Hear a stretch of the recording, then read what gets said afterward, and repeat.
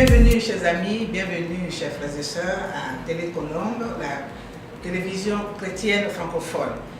Alors, notre émission Face à Face aujourd'hui, nous recevons le pasteur Rabé Nyapi que nous allons accueillir.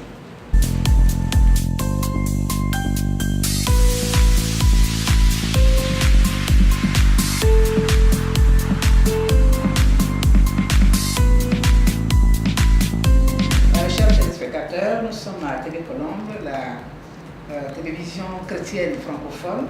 Alors, nous sommes avec le pasteur Nyapi de l'église de la communauté unie en Christ de New York. Voilà, alors pasteur, nous sommes ravis une fois encore de vous recevoir.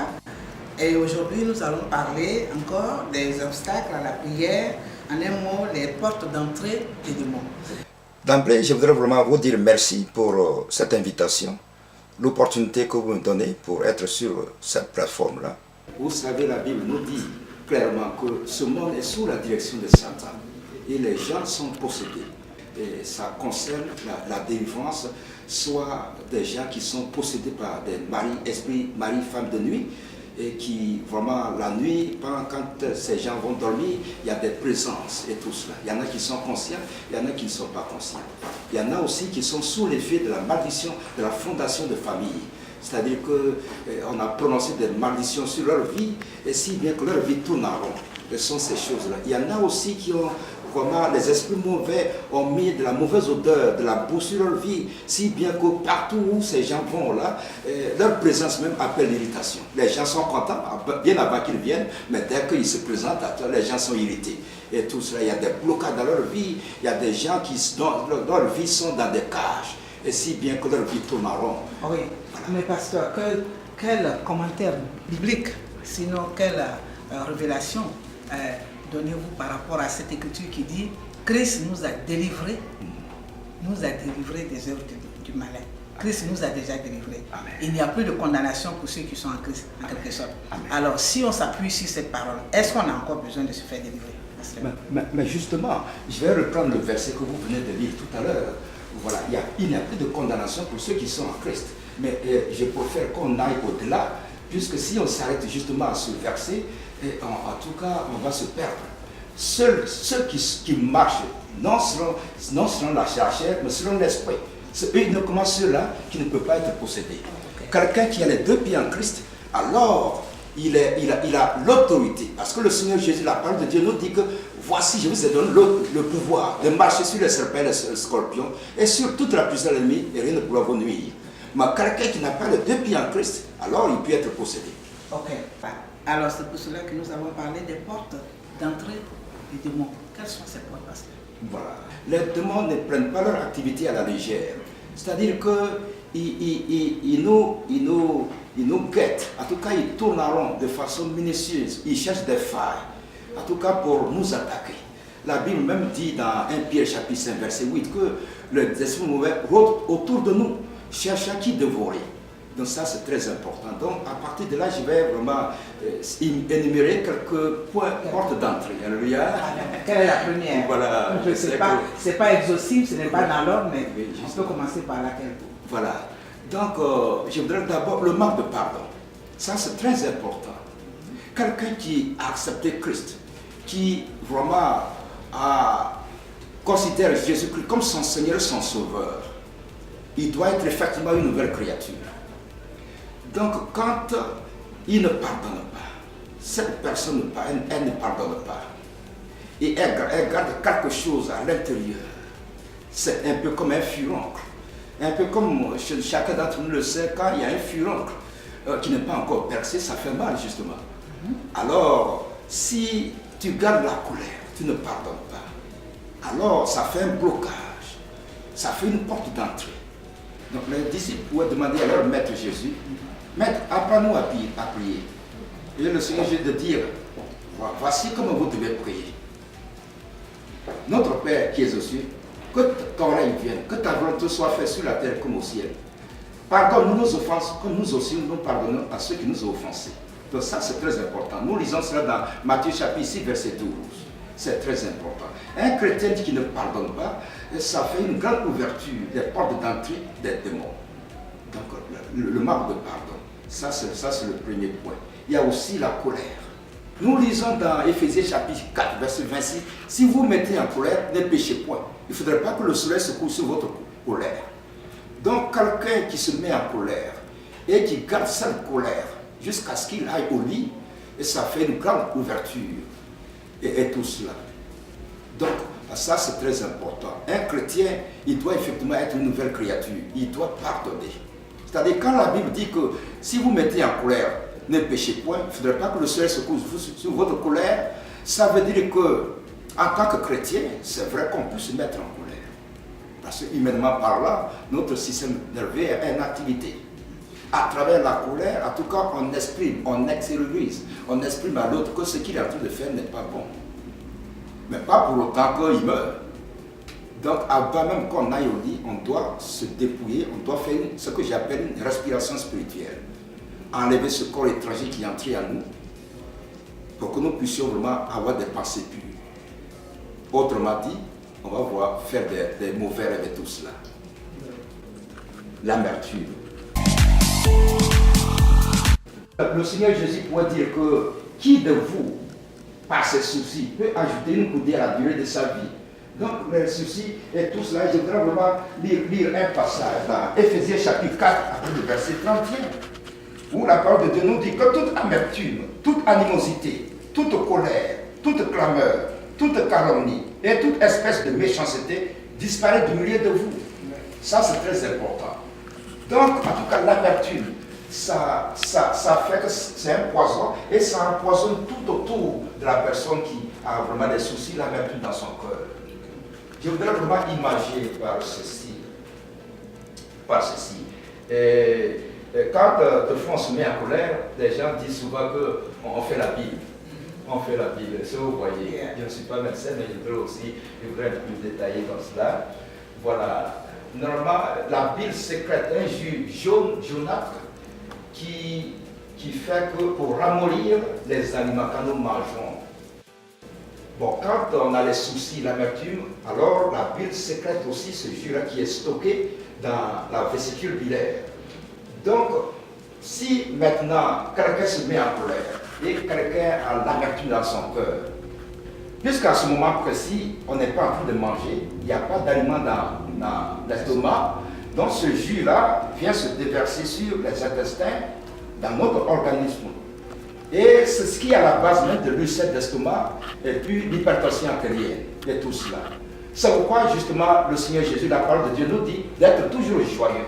Un chrétien doit toujours être joyeux. Quand il y a l'amertume dans le cœur, ça fait des ouvertures et tout cela. Voilà. Je voudrais aussi parler de la jalousie.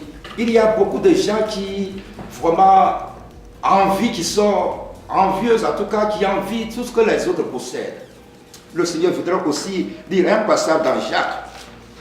Dans Jacques, chapitre 4, à partir du verset 1, il dit, la parole de Dieu nous dit, d'où viennent les luttes et d'où viennent les querelles parmi vous? N'est-ce pas de vos passions qui combattent dans vos mains?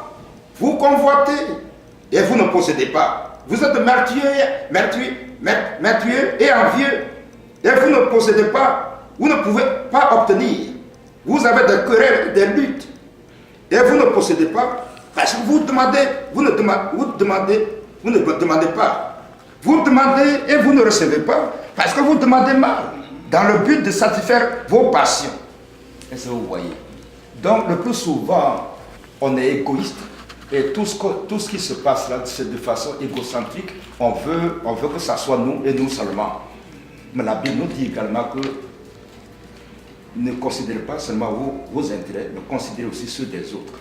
Donc la jalousie, ça fait une grande ouverture et puis des démons et ça fait qu'on est possédé.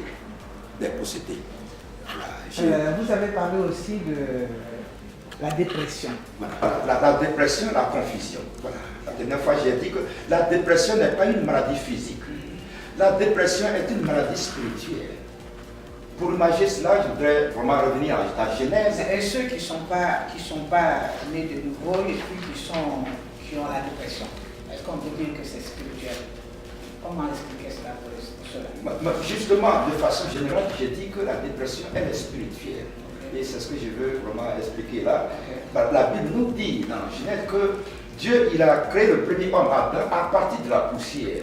Et il a insufflé dans ses narines un souffle de vie. Et Adam est devenu une âme vivante. Donc, quelque part, nous avons quelque chose qui vient de Dieu, ce souffle de vie.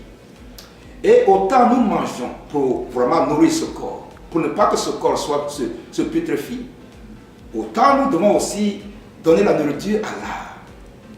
Donc, une fois l'âme est fade, l'âme n'a pas de nourriture, alors on a la dépression, on est dans la confusion, et c'est tout cela.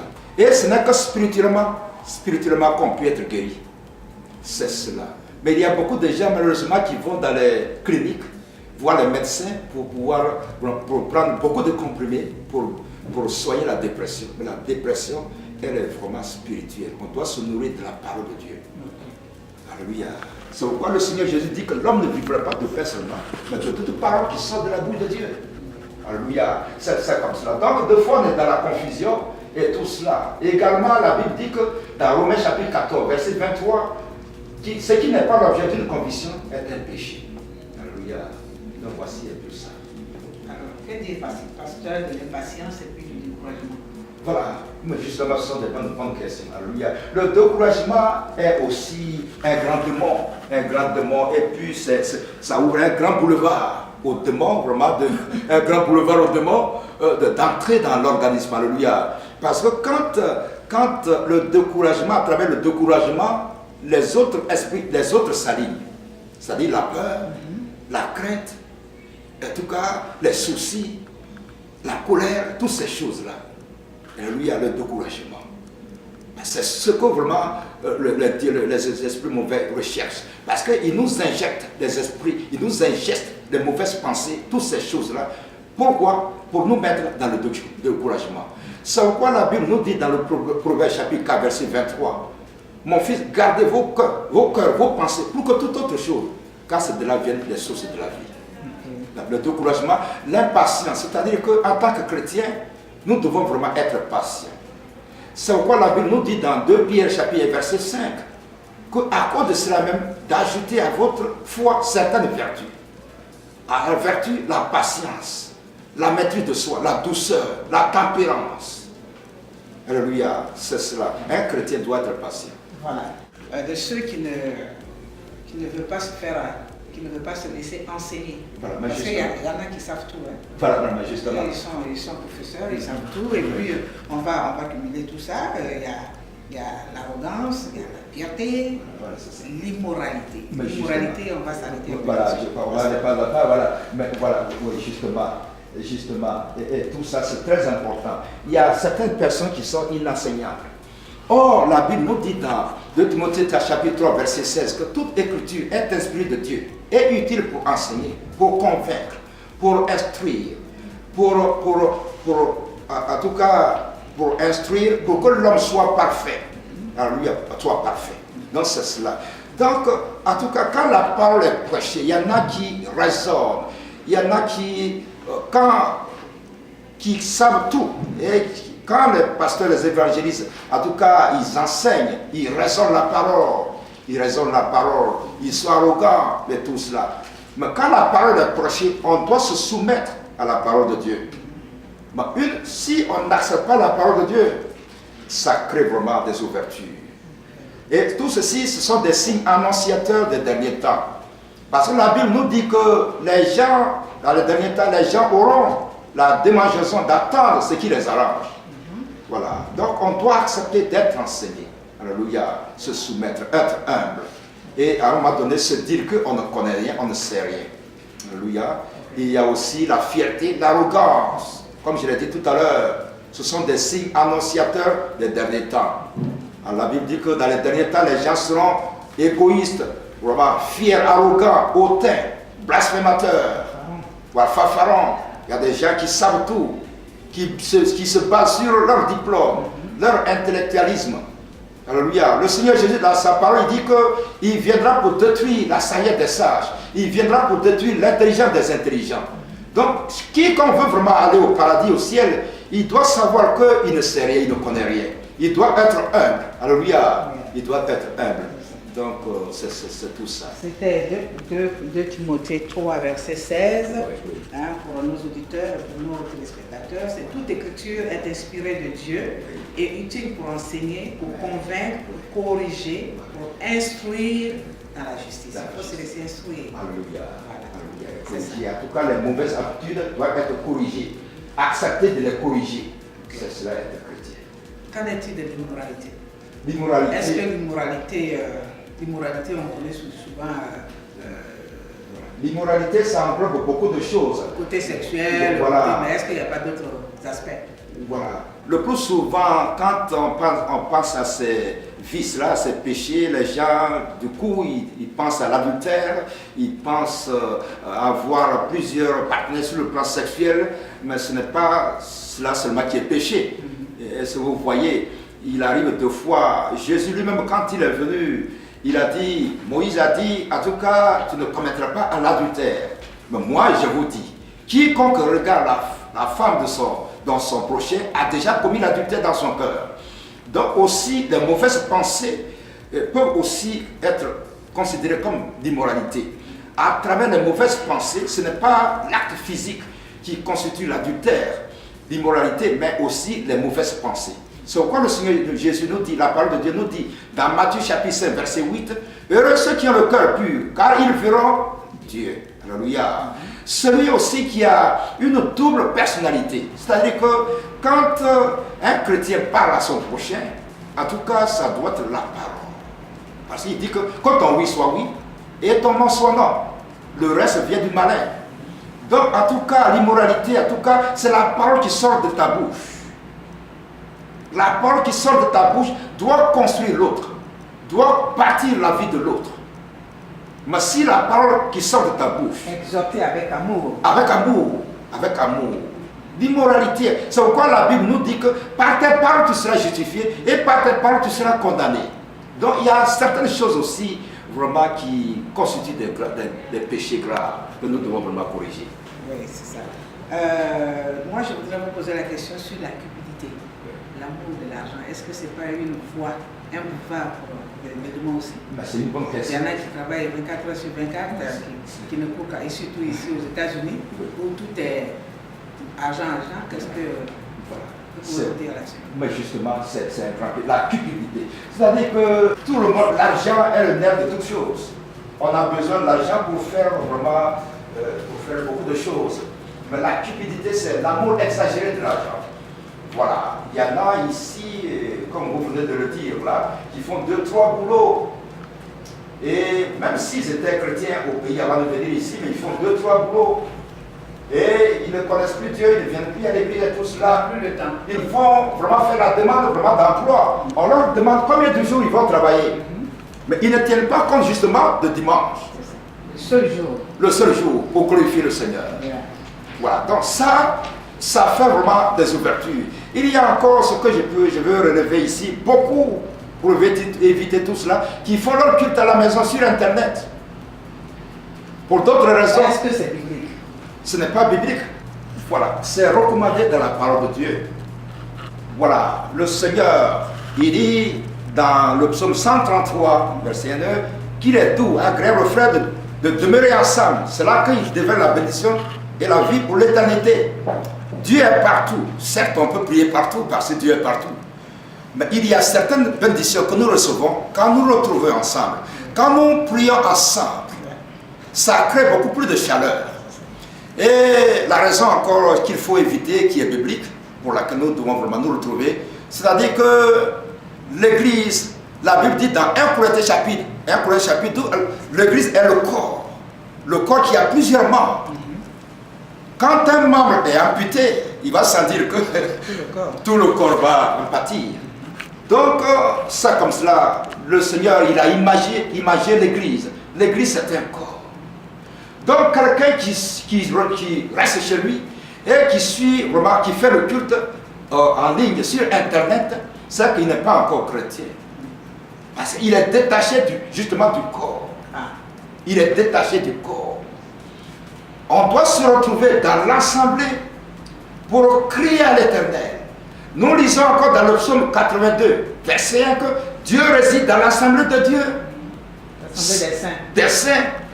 Il y a certaines prières que nous faisons dans l'assemblée. Il y a certaines bénédictions que nous recevons dans l'assemblée.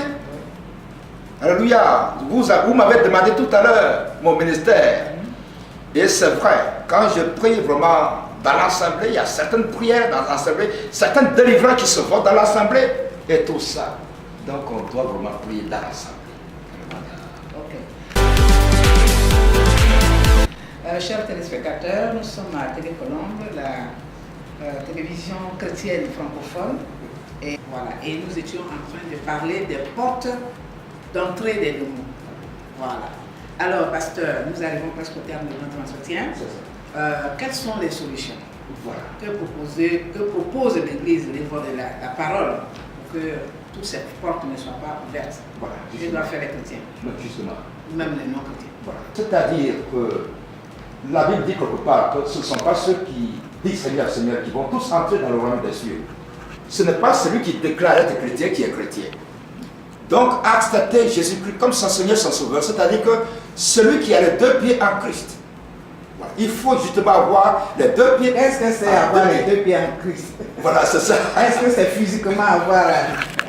Expliquez-nous un peu. Voilà, je dis cela pour imaginer. Yeah. C'est-à-dire que vivre dans la sanctification, ne pas avoir une Bible bien tirée, une nouvelle Bible, ne pas être éloquent, faire des prières pour prouver aux autres qu'en tout cas on sait prier, on sait parler, ne pas dire quelque part qu'on est régulier au culte de dimanche, au salut de prière, ou bien on est chrétien, ça fait 5 ans, 10 ans, 20 ans, 30 ans, l'ancienneté n'a pas d'importance. Ce qui est important, c'est l'intérieur. Le Seigneur Jésus dit dans sa parole, dans 1 Samuel chapitre 1, verset 22, l'obéissance vaut mieux que le sacrifice. Il dit également dans Hébreux chapitre 12, verset 14, soyez en paix avec tous, et la sanctification, sans laquelle nous ne verrons la gloire du Seigneur. Donc, vivre dans la sanctification, c'est ce que je veux dire, avoir les deux pieds en Christ. Alléluia. Il ne suffit pas d'être chrétien ou bien chrétienne et puis on a plusieurs partenaires sur le plan sexuel. Des fois, on chante dans le groupe musical et on sort avec les membres du groupe musical. En tout cas, on a ces choses-là. On a double vie. Avoir les deux pieds en Christ, c'est-à-dire vivre une vie de sanctification. C'est cela. Et également, coopérer avec le Saint-Esprit. Coopérer avec le Saint-Esprit. Alléluia. La Bible nous dit dans Romains chapitre 8, verset 26, voilà, l'Esprit même vient au secours de nos faiblesses. Alors, parce que nous ne savons pas ce qu'il faut, il faut demander dans notre prière. Donc, coopérer avec le Saint-Esprit. C'est ce que nous avons dit tout à l'heure. Il y en a qui ne sont pas enseignants, qui ne veulent pas coopérer avec le Saint-Esprit. Voilà, ils savent tout, ils connaissent tout. Donc, c'est cela. Confesser nos péchés. Voilà, confesser nos péchés. Alléluia. C'est cela également. La Bible dit dans le Proverbe chapitre 28, verset 13, quiconque cache ses transgressions ne prospère point, mais celui qui les avoue et les délaisse obtient miséricorde. Confesser nos péchés, alléluia, ça c'est et les délaisser, c'est très important. Et également, voilà, pardonner aussi à ceux qui nous offensent, alléluia. Et je voudrais aussi compléter pour dire que le pardon que nous recevons de Dieu est en proportion au pardon que nous accordons aux autres. Ça, c'est très important. C'est très important. Tout est relatif. Je vais redire ça encore. Le pardon que nous recevons de Dieu est en proportion à celui que nous accordons aux autres, à nos prochains. Si nous ne pardonnons pas aux autres, Dieu aussi ne nous pardonnera pas non plus. Pourquoi? Parce que Dieu nous donne il nous donne ce que nous aimons. Voilà. Si nous n'aimons pas pardonner aux autres, Dieu il ne nous pardonnera pas. Il y a deux points ici. Renoncer à toute manifestation des esprits diaboliques. Voilà. Et puis commander que le diable s'éloigne de toi. Voilà. Alors, quelqu'un est-ce que tous les chrétiens savent qu'il faille faire ça? Voilà. Est-ce que c'est pas ça qui justifie justement que les chrétiens doivent chercher à se faire délivrer, à faire des prières de délivrance, à être quand même dans un lieu où on parle de toutes ces vérités. Voilà, justement, résister au diable. Alléluia, résister au diable. Et justement, tel que vous venez de le dire là, nous lisons dans 1 Corinthiens chapitre 12 qu'il y a diversité des dons. Voilà, mais c'est le même esprit. Donc c'est vrai qu'on peut être dans une église quelconque et puis ne pas être délivré. Pas que le serviteur n'est pas passé pour autant. Mais il peut arriver que Dieu ne lui a pas donné ses dons. Il est serviteur, mais il n'a pas ses dons. Donc il est aussi bien de trouver un homme de Dieu plein d'action qui a ses dons de délivrance, de guérison, pour pouvoir chasser vraiment ces esprits-là. Ces esprits de nuit peut-être. Il y a des sœurs, des frères et sœurs qui sont mariés dans le monde spirituel, qui ont des esprits des eaux, la sirène des côtes, la sirène des eaux, la reine des côtes, toutes ces choses-là pour être délivrés. Donc il faut renoncer vraiment à tout ce que nous venons de dire là, et tout ça, vivre dans la sanctification pour être à l'abri vraiment des attaques du diable. Nous étions avec le pasteur Nyabi sur la télévision chrétienne francophone, Télécolombe, et à notre émission Face à Face. Voilà, on a parcouru, on a vu les portes d'entrée des démons. Il y en a plusieurs, mais celles que nous avons énumérées ne sont pas exclusivement les seules, mais nous avons eu quelques portes. Amen. Voilà. Alors, merci. Pasteur, quel est votre dernier mot? Nous arrivons à la fin. Voilà. Donc, mon dernier mot, c'est vous dire merci pour l'invitation, pour l'opportunité que vous m'avez donnée pour pouvoir prêcher la parole, en tout cas enseigner les uns les autres, afin que justement chacun d'entre nous puisse prendre les dispositions qui s'imposent pour fermer les portes vraiment aux démons, pour ne pas vraiment être poursuivis par les démons. Voilà. Donc je souhaite que les uns les autres puissent vraiment vivre dans la sanctification, en tout cas confesser les péchés, confesser Jésus comme leur Seigneur, leur Sauveur, et tout ça, renoncer à tout ce qui ne glorifie pas le Seigneur. Alléluia, pour vraiment être à l'abri vraiment des attaques du diable. Voilà. Alors, merci. Pour être à l'abri des attaques du diable, nous devons marcher selon la parole. Nous devons nous conformer à la parole. Merci, pasteur. Nous allons nous retrouver pour un autre sujet dans quelques jours. Il faut ouvrir la parole. Et tout cela pour l'édification commune, pour l'édification du corps de Christ. Parce que cette télévision, les enseignements qui y sont donnés sont pour l'édification du corps de Christ. Voilà. Merci, pasteur. Merci d'être venu. On se retrouve la prochaine fois. Au revoir.